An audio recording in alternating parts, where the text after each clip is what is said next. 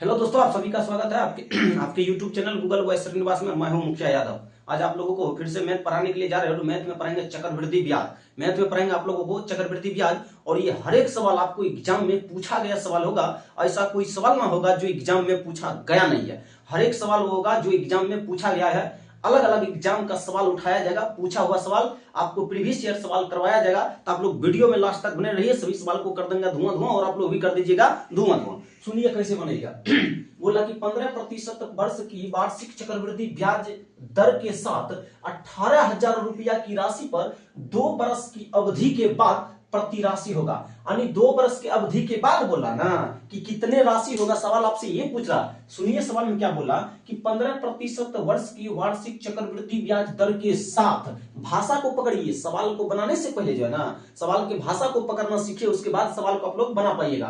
बोला कि 15% वर्ष की वार्षिक चक्रवृद्धि ब्याज दर के साथ 18,000 रुपया की राशि पर 2 वर्ष की अवधि के बाद प्राप्त राशि क्या होगा। यानी बोला कि 2 वर्ष के बाद जो है ना प्राप्त राशि क्या होगा। सवाल आपसे ये बोला है कि 2 वर्ष के बाद ना। तो सुनिए, सवाल में कुछ नहीं है। समय कितना दिया गया है? समय दिया गया है 2 वर्ष। यहां पर मेन चीज यहीं पे है, समय दिया 2 वर्ष। बोला कि दर कितने दिया है? 15% दे रहा है। उसके बाद बोला प्रति वर्ष की अवधि। देखिए आपको रेट पता है, उसके बाद टाइम पता है। बोला कि ब्याज की दर के साथ 18,000 रुपया की राशि 2 वर्ष की अवधि के बाद प्राप्त राशि होगा। सुनिए, आप कहिएगा सर भाषा तो पकड़ में ही ना आ रहा है कि सवाल पूछ क्या रहा है। कि बोला कि 2 वर्ष। सुनिए, बोला कि इतना रुपया की राशि 2 वर्ष के अवधि के बाद प्राप्त राशि। यानी आपसे मिश्र धन पूछ रहा है। सवाल में आपसे क्या चीज पूछ रहा है? सवाल में आपसे मिश्र धन पूछ रहा है। मूलधन दे रखा है सवाल में 18,000 रुपया। मूलधन कितने दे रखा? मूलधन दे रखा है 18,000 रुपया। और आपसे सवाल में जो है ना, आपसे सवाल में मिश्र धन पूछा है। सवाल में क्या चीज पूछा है? तो मिश्र धन। तो सुनिए, मिश्र धन बनाने का जो है ना फार्मूला लगाने का जरूरत नहीं है। और यहाँ पर सवाल को धुआं धुआं करके रख दीजिएगा। रेट कितने प्रतिशत दे रखा? 15। तो लिख दीजिए 15% दे रखा। 15% का फ्रैक्शन वैल्यू तोड़िए। प्रतिशत हटेगा, नीचे में 100 लगेगा। कोई दिक्कत यहां तक तो किसी को दिक्कत नहीं होगा। नहीं, 5 से कटेगा 3 बार में, 5 से कटेगा 20 बार में। कितना आया फ्रैक्शन वैल्यू? 3/20। अब करिए क्या, यही पे मेन लॉजिक है। नीचे और ऊपर वाला को जोड़ करके ऊपरे में लिख दीजिए। नीचे में 20 है, ऊपर में 3 है। 20 और 3 को जोड़िए, कितना होगा? 23। 23 बटा कितना होगा? 20। क्या कोई दिक्कत नहीं? यहां तक किसी को समस्या नहीं। अब करिए क्या, समय कितना बरस दिया? 2 बरस। तो इसको पहले लिख दीजिए। लिख दीजिए 20। उसके बाद 23 है ना, इसको लिखिए इधर, यानी उसको लिखिए बाद में। अब बताइए ना, यानी समझ लीजिए। तो ये है मूलधन और ये है मिश्र धन। कोई दिक्कत यहां तक किसी को समस्या नहीं ना? नहीं। आप बताइए 20 रुपया था, मतलब कितने हो गया? 23 हो गया। 20 था 23 हो गया। क्यों? क्योंकि इसका फ्रैक्शन वैल्यू 3/20 आया। किए है क्या, नीचे और ऊपर वाला दोनों को जोड़ करके ऊपरे में लिख दिए हैं। कहां में लिखे? ऊपर में लिखे। ऊपर में बताइए 20 और 3 को जोड़िएगा, कितना होगा? 23 होगा। 23 और नीचे में 20 है तो 20 ही ना रहेगा। हाँ, कहिएगा सर क्या इसको इतना लिखने से काम चल जाएगा? नहीं चलेगा। अभी काम कैसे चलेगा? अभी सवाल का भाषा पहले पकड़िए ना। बोला कि 2 वर्ष की अवधि के बाद प्राप्त राशि। टाइम कितने बरस दिया है? टाइम 2 बरस दिया है ना। टाइम 2 बरस, तो 2 बार लिखिए इसको। जितने बरस टाइम दिया है उतने बार इसको लिखिए। और अब सभी को कर दीजिए कैलकुलेशन, और उसके बाद सवाल का आंसर आएगा। अभी नहीं आएगा, अभी बहुत विधि विधान बाकी है। बताइए 20 गुना 20 करिएगा, कितना होगा? 400 होगा। और 23 गुना 23 करिएगा, कितना होगा? 576। कोई दिक्कत? 576 आएगा? नहीं, 529 आएगा। 576 24 का स्क्वायर होता है, कितना होगा? 529। 23 का स्क्वायर 529 होता। अब बताइए, कहिएगा सर क्या सवाल का जवाब आ गया? नहीं, अभी भी सवाल का जवाब आपका नहीं आया। तब कैसे आएगा सवाल का जवाब? सुनिए, सवाल का जवाब आएगा। और ये जो है ना, ये है आपका मूलधन और ये है आपका मिश्र धन। यानी मिश्र धन को इंग्लिश में बोलिएगा तो अमाउंट, मूलधन को इंग्लिश में बोलिएगा ना तो प्रिंसिपल बोलिएगा। कोई दिक्कत नहीं। कहिएगा सर ये तो मूलधन है यानी प्रिंसिपल है, और ये अमाउंट यानी मिश्र धन है। बताइए इस दोनों के अंतर करिएगा तो ना आपको CI निकल कर आ जाएगा। कितने आएगा बताइए? 400 और 529 में कितने का अंतर है? 129 का है। यानी आपका जो है ना चक्रवृद्धि ब्याज निकल करके आ गया कितना? 129। लेकिन सवाल में दे क्या रखा है? यानी जो सवाल में दे रखा है उसको यहां से उठाइए और उसमें भागा लगा दीजिए। मूलधन दे रखा ना 18,000 रुपया, यहाँ पे मूलधन कितना है? 400 रुपया है ना। बताइए मूलधन रियली में दे रखा है 18,000 रुपया, लेकिन यहाँ पे मूलधन है 400 रुपया।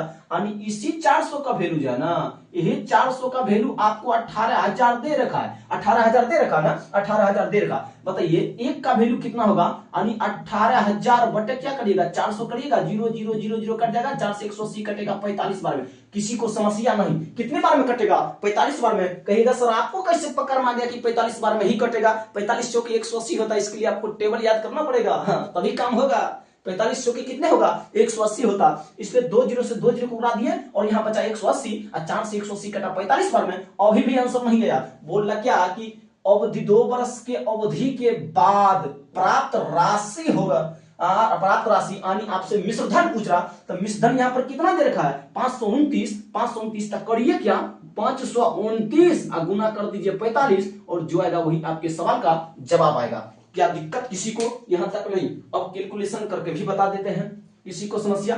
इकाई अंक पर तो खेला होने वाला है नहीं। कहिएगा सर कैसे इकाई अंक पर खेला नहीं होगा, देख लीजिए इकाई अंक पर इसलिए खेला नहीं होगा, क्या बताइए 9 5 45 यानी इकाई अंक पर 5 आना चाहिए। हर एक ऑप्शन में 5 दिख रहा, तो क्या आंसर आप ला सकते हैं यहां से, नहीं। इतना ही नहीं, बताइए यहाँ भी 805 है, यहाँ भी 805 है, यहाँ भी 805 है, यहाँ भी 805 है, अभी भी काम नहीं कर सकते हैं। अभी भी 3 अंक जाने के बाद भी आप काम नहीं कर सकते। इससे सीधा सीधा स्पष्ट है कि आपको पूरा कैलकुलेशन करना पड़ेगा, तभी आपके सवाल का जवाब आएगा, अन्यथा आप सवाल का जवाब नहीं दे सकते हैं। क्यों? क्योंकि 3 अंक पार करके तब पर भी आपका आंसर नहीं आएगा, क्योंकि 3 अंक सेम है। अब बताइए ना, पूरा डाटा ही 3 अंक सेम है, तो बताइए खेला होगा इकाई अंक पर, नहीं होगा। पूरा कैलकुलेशन करिएगा तब सवाल का जवाब आएगा, अन्यथा सवाल का जवाब नहीं दे सकते। तो करके देख लीजिए एक बार। 500 कितना है, 529 में करेगा 45 से गुना, 9 5 45, 45 कितना होगा 5, बाकी कितना बचेगा 4 5 2 10, अब 5 गुना 2 करिएगा 10, और 10 में 4 को जोड़िएगा होगा 14, 14 का 4 बाकी कितना बचेगा 1, 5 25, अब 25 से कितना होगा 26। इतना फास्ट करिएगा ना तो आराम से कैलकुलेशन कर सकते हैं। कैलकुलेशन कोई ज्यादा नहीं रहता है, कैलकुलेशन कोई ज्यादा ना है, इतना करिएगा। देखिए 9 5 45 के 5 बाकी कितना 4 5 9 10 4 14 4 बाकी कितना बचेगा 1, 5 25 1 26 हुआ। अब 9 चौके 36 के 6 बाकी कितना बचेगा 3 4 2 8 8 3 कितना होगा 11, 11 का कितना होगा 1, बाकी कितना बचेगा 1, 5 चौके 20, अब 20 से कितना होगा 21। बताइए 5 6 5 11 के बाकी कितना बचेगा 6 5 11 का 1, कहीं से कहीं ना तो कहीं गलत हुआ है सवाल। क्यों 9 5 45 के 5 बाकी कितना बचेगा 4, अब 5 9 10 10 4 14, 14 का 4 होगा, बाकी कितना बचेगा 1, 5 25 25 1 26, ठीक। 9 चौके 36, 36 के 6 बाकी कितना बचेगा 3, और 4 दूनी 8 8 8 में फिर आप हाँ गड़बड़ है यहाँ पर 6 4 10 10 का क्या होगा 0, बाकी कितना बचेगा 1, और 6 1 7 7 कितना होगा 8, और उसके बाद यहाँ होगा 3, यहाँ पर 2, यानी 23,805 कितना है 23,805। ऑप्शन नंबर बी में सवाल का जवाब है। ऑप्शन नंबर बी में कितना 23,805। और ये सवाल आरपीएफ कांस्टेबल 17/1/2019 में पूछा गया सवाल है, और ये सवाल एग्जाम में पूछा गया, आरपीएफ कांस्टेबल में सवाल पूछा गया 17/1/2019 में पूछा गया सवाल है। क्या यहां तक किसी को समस्या नहीं? क्या दूसरा सवाल बताया जा, दूसरा सवाल आप लोगों को बताते हैं। हाँ, क्या यहां तक किसी भाई को समस्या नहीं होगा? अगर ध्यान से पढ़िएगा ना तो एक एक सवाल को जो है ना धुआं करके रख दीजिए, और हम पढ़ाए सवाल में फंस जाइएगा तो फिर पढ़ाने से क्या फायदा है। हाँ, सवाल बताया सवाल में फंस जाइएगा, इससे ना होगा कि हम पढ़ाए सवाल में फंस जाइएगा। दूसरा नंबर का सवाल देख लीजिए, सवाल में क्या रखा, बोला क्या कि 17,200 रुपए पर 10% वार्षिक चक्रवृद्धि ब्याज दर पर 2 बरस, टाइम देखिए 2 बरस की अवधि के बाद, 2 बरस की अवधि के बाद राशि क्या होगी। यानी कितने बरस की अवधि के बाद बोला राशि क्या होगा, यानी 2 बरस की अवधि के बाद जो है ना, आपसे पूछा कि 2 बरस की अवधि के बाद राशि कितने होगा। सुनिए कितना देगा 17,200 रुपया पर 10% वार्षिक चक्रवृद्धि ब्याज की दर पर 2 बरस की अवधि के बाद राशि क्या होगा। बताइए यहां सवाल में क्या पूछ रहा, कहिएगा सर यहां तो बोल रहा कि 2 बरस की अवधि के बाद राशि क्या होगा, यानी यहां भी मिश्र धन सवाल में पूछ रखा है। क्या चीज पूछा है, मिश्र धन पूछा है, और मूलधन आपको सवाल में दे रखा है। मूलधन कितने 17,200 रुपया दे रखा, मूलधन में मूलधन आपको 17,200 रुपया दे रखा, और आपसे सवाल में जो है ना मिश्र धन पूछा। क्या यहाँ इस सवाल को धुआं करके ना रख दीजिएगा, आराम से रख दीजिएगा, सवाल ना बनेगा। यहाँ देखिए कितना प्रतिशत, 10%, एक साइड में तोड़िए 10% का फ्रैक्शन वैल्यू 1/10 होगा, जोड़ के लिख दीजिए 11/10 होगा। किसी को समस्या नहीं? कहिएगा सर ऐसे कैसे होगा 10%, देखिए प्रतिशत हटेगा नीचे में 100 लगेगा, कर ही देते हैं 10% हटा नीचे में 100 लगा, 0 से 0 कटा, कितना बचा 1/10 बचा। अब बताइए करिएगा क्या, नीचे और ऊपर वाला को जोड़ के ऊपर में लिख दीजिए, 10 और 1 को जोड़ के कितना होगा 11, 11 को लिखे ऊपर में, नीचे में जो है वही लिखे, कोई दिक्कत नहीं। अब बताइए 10 को लिखिए, उसके बाद ऊपर वाला को बाद में लिखिए। कितने बरस के लिए बोला कि 2 बरस, तो इसी को 2 बार लिख दीजिए। कितने बार लिखिएगा 2 बार लिखिएगा, और गुना करिए 10 गुना 10 करिएगा कितना होगा 100, 11 गुना 11 करिएगा 121, और ये आपका निकल का आया मूलधन, और ये आपका निकल का आया मिश्रधन, और इस दोनों का अंतर जो है ये आपका निकल के आएगा CI, कितने से आई निकल जाएगा 21। किसी को समस्या यहां तक नहीं, यहां तक किसी भाई को समस्या, यहां तक किसी को समस्या नहीं होगा।